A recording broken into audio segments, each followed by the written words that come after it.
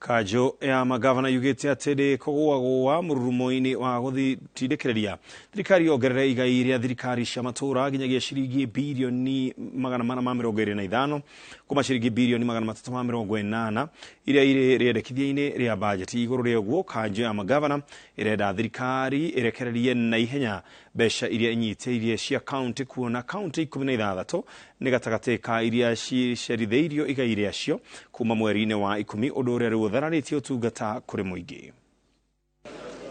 Na ithuĩ tũregeire 425 bilioni 425 nĩgetha igayanwo, na icio tũrauga no kuongerera harĩ iria tũrarĩ nacio tuongererwo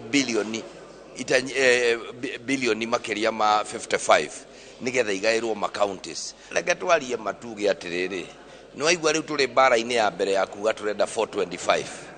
Tukiuma hau nĩ tũgũcoka tũũrie atĩrĩrĩ, rĩu tũrĩ mweri ũyũ, tũrĩ mweri wa kerĩ, tũtirĩ tũrona mbeca cia December, kũrĩ counties itarĩ irona mbeca cia November.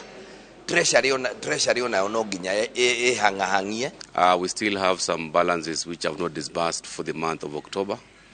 Around 16 counties have not received the monies. Most of the counties have not received the monies for November and of course December. And what this is doing to counties is basically crippling operations. And as governors, we want to register our discontent with the National Treasury because the disbursements are not aligned with the constitutional requirements.